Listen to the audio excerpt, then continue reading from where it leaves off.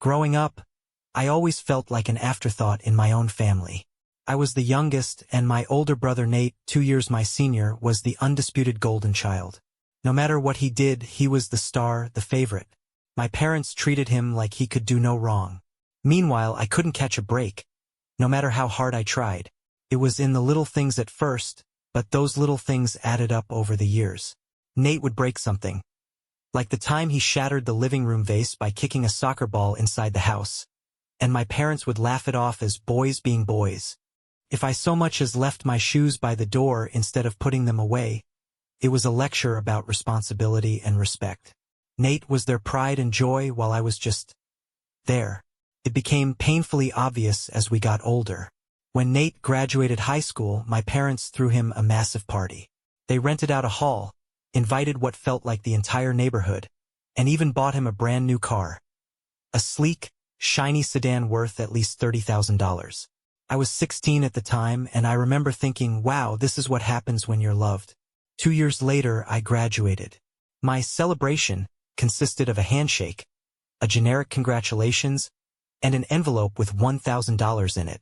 Don't get me wrong, I appreciated the money, but the difference in how we were treated couldn't have been clearer. It wasn't just the lack of a car or a party. It was the message. Nate mattered and I didn't. That feeling of being overlooked followed me everywhere. It got to the point where I couldn't stand being in that house anymore.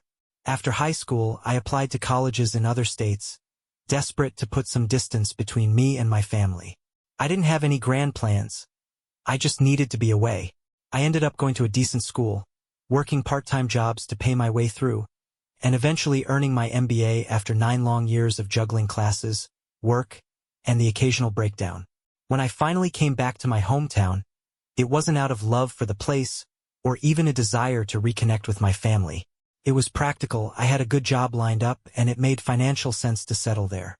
But being back in the same city as my parents and Nate brought all those old feelings bubbling back to the surface. I thought maybe, just maybe, things would be different now that we were all adults. I was wrong. I met Amanda when I was 27, and honestly, it felt like the first real stroke of luck in my life. She was 24 at the time, full of energy and warmth. We hit it off almost immediately. Amanda was different from anyone I'd ever known. Kind, grounded, and supportive in a way I wasn't used to. With her, I finally felt like I wasn't playing second fiddle to anyone. We worked hard to build a stable life together. I had a good job, she was thriving in her career, and for the first time in forever, I felt like I was standing on solid ground. Things were good for a while. Then Nate started showing up. At first, it was manageable. He'd visit once every 6 months or so, usually when he needed something from me. I didn't mind too much at first. It was Nate being Nate, and I'd gotten used to his ways. But over time, his visits started ramping up. By the time Amanda and I were really settled, it felt like he was at our house all the time. It wasn't just the frequency that bothered me.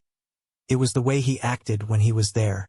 He'd drop by unannounced, invite himself to dinner, and make little comments that left me feeling small in my own home. Amanda tried to be polite about it, but I could tell it bothered her too. She'd whisper things like, "Does he really need to be here this often?" Or, "Why does he act like this is his house?" I didn't have a good answer. Nate had always had a way of inserting himself into my life, whether I wanted him there or not. And somehow, I always felt like I had to let him. In 2015, Amanda and I got married. It was a small but beautiful ceremony, exactly what we wanted. I thought maybe, just maybe, Nate would step up as my brother and show some genuine happiness for me. Instead, he barely even acknowledged the day.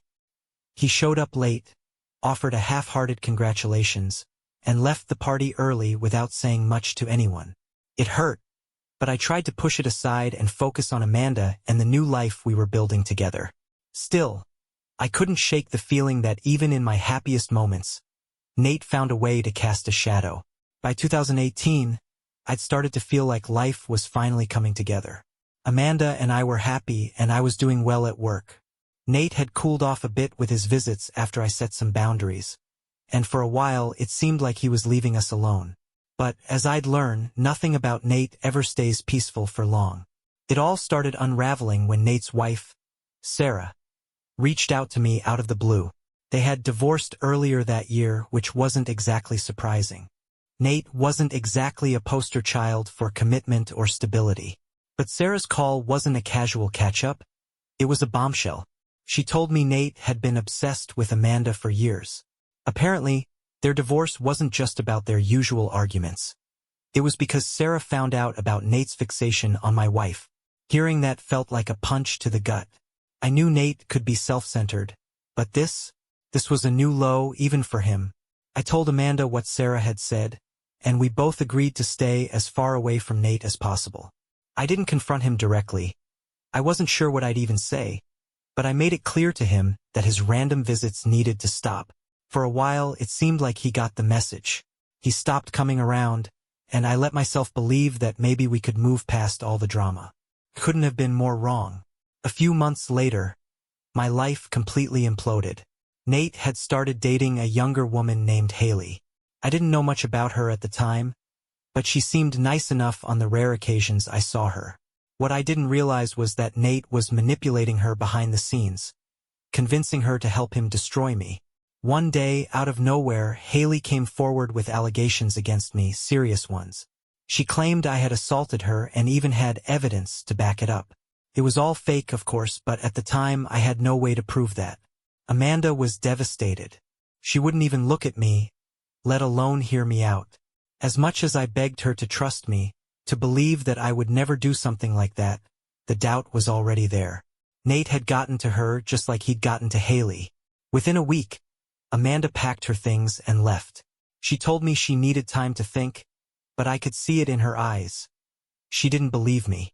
It didn't stop there. The allegations spread fast. People I thought were my friends turned their backs on me. My boss called me into his office and told me I was being let go. He couldn't risk the company's reputation. I had no job, no home, no wife, and no support. Everything I'd worked so hard to build was gone. All because Nate couldn't handle seeing me happy. I remember sitting in my car one night, parked in some random lot, and wondering how the hell it had come to this. I had nothing left, and the person who'd done it to me was my own brother. Nate had always been a thorn in my side. But this was outright evil. After everything fell apart, I packed what little I had left into my car and drove 500 miles away, far enough to escape the mess Nate had made of my life. I ended up in a small, quiet city I'd never even visited before. It wasn't much, but it felt like a fresh start.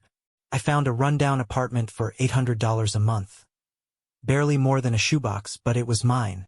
Finding work was a struggle. I sent out dozens of applications a week, but with everything hanging over me, no one wanted to take a chance on me. For a while, my days felt endless. I'd wake up, stare at the ceiling, and wonder how I'd let my life get to this point. But then, in 2021, things started to change. I wandered into this small, tucked-away coffee shop one morning, desperate for some caffeine and a break from my thoughts. That's where I met Caitlin. She was the barista, a little younger than me, with this friendly, no-nonsense attitude that made me feel comfortable almost instantly. We started talking every time I came in, which became more and more frequent. Caitlin had this way of cutting through the fog I was in. She didn't pity me, didn't act like I was broken. She just listened. Over time, I opened up about what had happened, about Nate, Amanda, and everything I'd lost.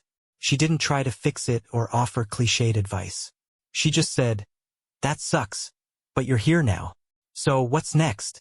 For the first time in years, I started to think about that question. Around the same time, an old college friend of mine, Derek, reached out completely by chance. He'd seen my LinkedIn profile and noticed I'd moved closer to where he lived. We grabbed a beer, and I told him the heavily edited version of my story. I wasn't ready to spill everything. Derek didn't judge. Instead, he asked if I wanted to work with him on a consulting gig he'd been putting together. It wasn't much at first, but it was something. By 2022, Derek and I had officially founded our own consulting firm. To my surprise, it took off quickly. We found a niche in helping small businesses navigate some pretty complex financial systems, and word spread. Within a year, we had a steady stream of clients and enough revenue to expand. For the first time since my life had fallen apart, I felt like I had control again. I wasn't just surviving, I was rebuilding. Caitlin was there through all of it, cheering me on every step of the way. Looking back, I still have moments where the bitterness creeps in. Nate nearly destroyed me, and it's hard to forget that. But now, with Caitlin by my side and a career I'm proud of, I finally feel like I'm living life on my own terms. Nate doesn't get to define me anymore. In early 2024, when I thought my past had finally loosened its grip on me, I got an email that stopped me cold. It was from Haley. After everything she had done, or rather, been a part of, I had never expected to hear from her again. At first, I thought it was a sick joke, but as I read her words, the tone was unmistakable. She was apologizing. She said she needed to come clean and that what happened all those years ago wasn't her idea. It was Nate's. I almost deleted the email. The last thing I wanted was to drag all that pain back into my life. But her message lingered in my head for days. If she was telling the truth, if there was a chance I could finally clear my name, I had to know more. After some back and forth, I agreed to meet her, but only in a neutral, professional setting. I wasn't going to risk more surprises. We arranged to meet at my lawyer's office. The day of the meeting, my nerves were shot. I wasn't sure what to expect. Haley walked in looking different. Older, more worn down, like someone carrying years of regret. She didn't waste time with pleasantries. She sat down and started talking, and what she said left me stunned. She told me everything. Nate had orchestrated the entire thing. He'd used their relationship to manipulate her, preying on her insecurities to convince her to accuse me of something I'd never done. He'd even gone as far as fabricating fake screenshots of messages and creating a twisted story that made me look like a monster. Haley admitted she'd gone along with it because she thought she loved him and was terrified of losing him. But when the relationship inevitably fell apart, the guilt had started eating away at her. Now, after years of silence, she couldn't keep it in anymore. As she spoke, my lawyer recorded every word. I made sure we had everything documented. Haley handed over files, actual proof of Nate's scheming. There were fake screenshots, emails between them discussing how to make it look convincing, and even a few messages from Nate outright bragging about how he'd ruined me. Holding those documents in my hands was surreal. For years, I'd been drowning in the fallout of Nate's lies, and now, finally, I had the evidence to fight back. I left the office that day feeling a strange mix of emotions. There was anger, of course, at Nate, at Haley, at the whole damn situation. But there was also relief. For the first time since my life had been derailed, I had the power to set the record straight. I didn't know exactly what my next steps would be, but one thing was clear. I wasn't going to let Nate get away with this. Not anymore. One of the hardest things about everything Nate did wasn't the damage to my career or reputation. It was losing my daughters. Olivia and Sophia were my entire world. And after Amanda left, Nate stepped in and took that world from me. Amanda and I had never been perfect, but I had no doubt that Olivia and Sophia were my kids. But when Nate wove his web of lies, he didn't just take my job and my home, he took them too. For 9 years, I had no contact with my daughters. Amanda moved away, and Nate swooped in as some sort of savior. I knew he was filling their heads with lies, just like he did with Amanda, but I had no way to fight it. Every attempt I made to reach out was met with resistance.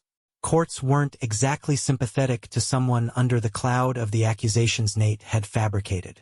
For years, I lived with the weight of knowing they probably thought I'd abandoned them or worse. After Haley came forward and gave me the proof I needed to clear my name, I knew my next step had to be finding my girls. It wasn't easy. Amanda had kept her distance, and I wasn't sure how to approach the situation. Eventually, I decided on something simple. I reached out to Amanda through my lawyer, explained everything, and asked for a chance to see Olivia and Sophia. After some back and forth and probably a lot of convincing on her end, Amanda agreed to let me meet them. We arranged to meet at a park. I showed up early, pacing nervously by the playground, wondering what I'd even say. When I saw them walking toward me, I froze. They were so much older than the last time I'd seen them.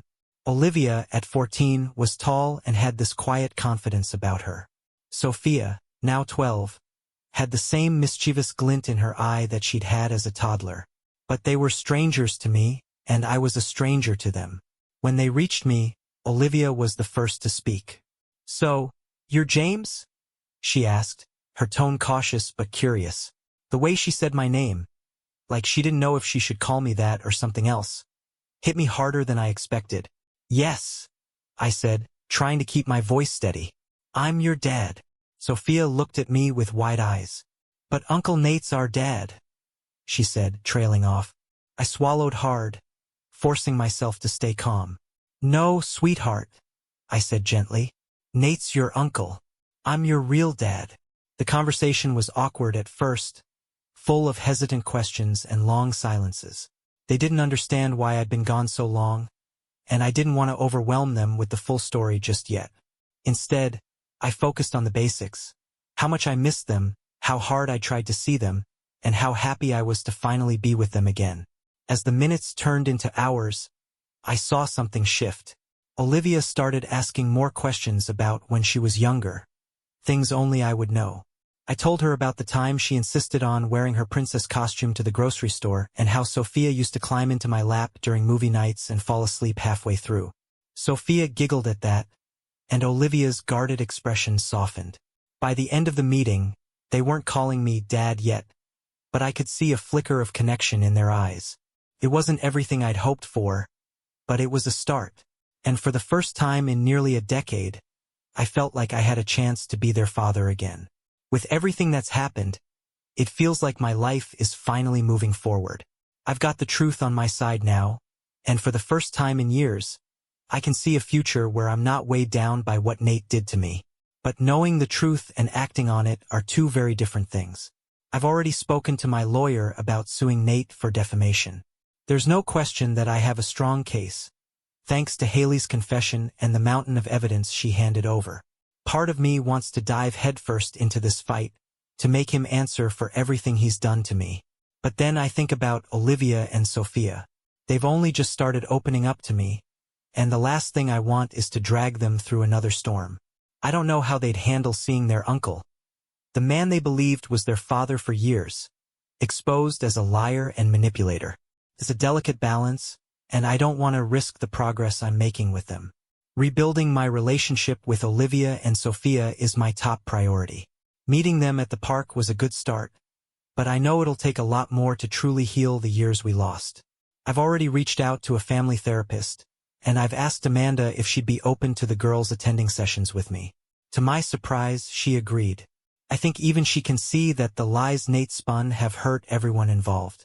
Therapy is going to be a long road, but if it helps my daughters see the real me, the father who loves them more than anything, it'll be worth it. As for my parents, I've spent a lot of time thinking about them.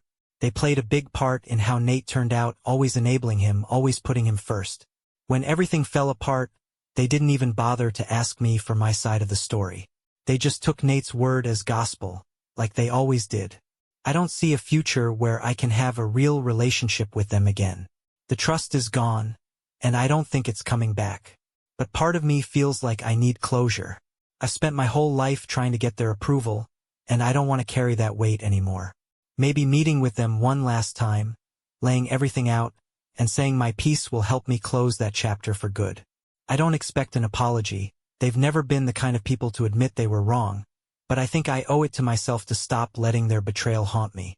The future feels uncertain, but for the first time in years, it also feels hopeful. I've got Caitlin by my side, Olivia and Sophia in my life again, and a career I'm proud of. Nate may have tried to destroy me, but he didn't succeed. I'm still standing, and I'm determined to make the most of the second chance I've been given.